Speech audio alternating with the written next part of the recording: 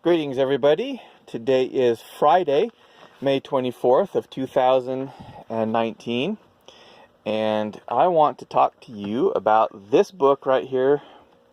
I just got this book today. I bought it on Amazon, and the reason I bought it was because I wanted to study some the aspect of symbolism and imagery that is contained in the Bible.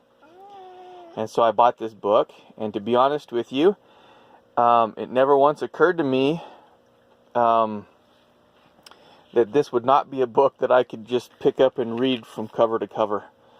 Some of you might be smart enough to notice the title. It says Dictionary of Biblical Imagery, and it's subtitled An Encyclopedic Exploration of the Images, Symbols, Motifs, Metaphors, Figures of Speech, and Literary Patterns of the Bible. And it shows some pictures.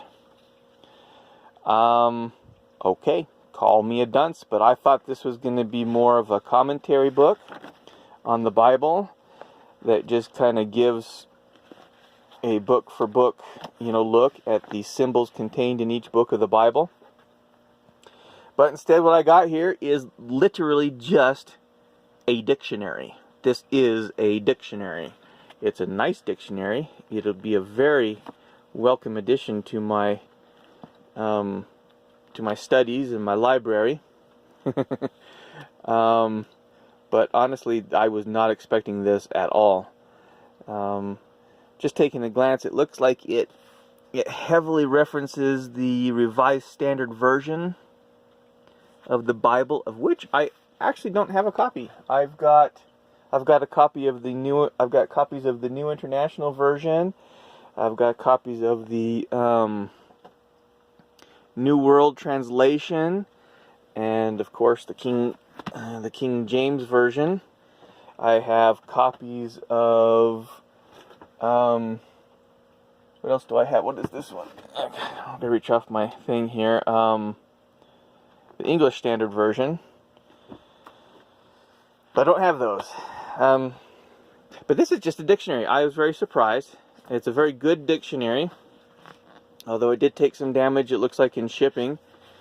When I look at it this way, the cover is bent up, and it's ripped down here and very loose.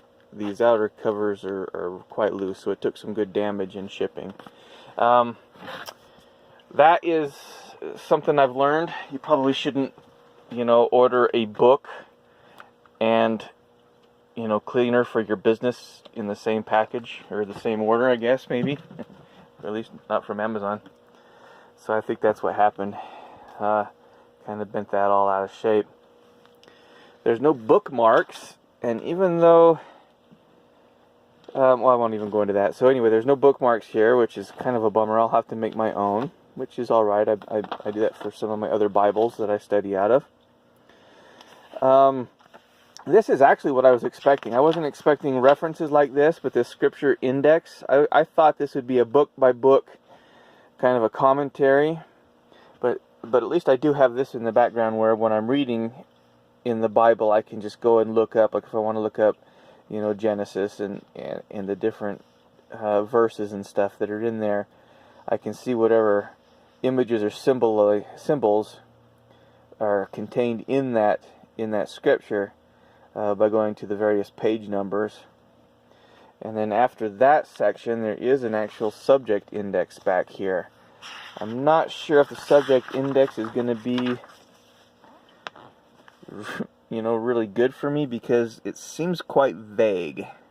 You have to really know what is a symbol and what isn't a symbol so that you can look it up. One huge thing I did notice is the lack of pictures. There are some pictures. The lack of symbols and pictures for a book that is supposed to be based on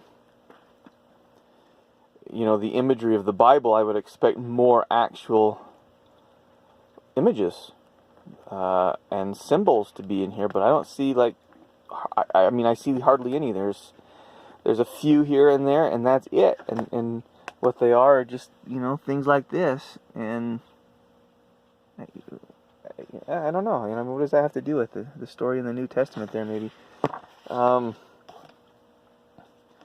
anyway, I just thought it was rather humorous that I bought a dictionary. It doesn't say A. It should have said A.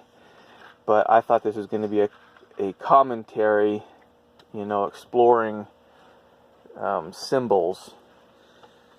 Actually, much like this one. This book here, which I like, is actually a symbolic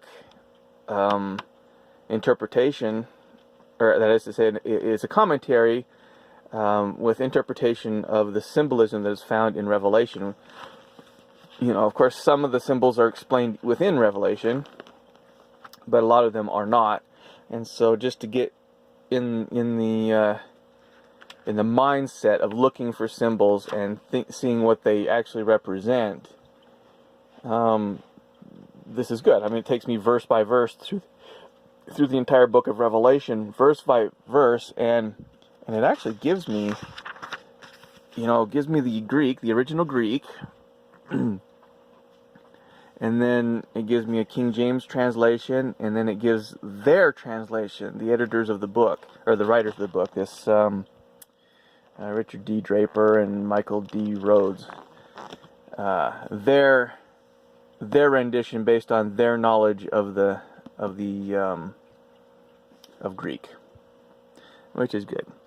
I know how to read Greek, but my vocabulary is seriously lacking. And of course, my grammatic skills aren't so good yet. I got this book today, and I've already been through several chapters of it. It's a nice little workbook and refresher for the English-speaking people, so that it'll help me with my Greek studies. But okay, well, I just kind of ended up rambling on there. But yeah. It's about 3 inches thick, and I'm gonna like it. I mean, it's gonna be a valuable resource. It's not nearly as big as my Strong's exhaustive concordance of the Bible here, but one is dwarfed by the other. But I don't know. I'm getting off topic now. So hasta lasagna.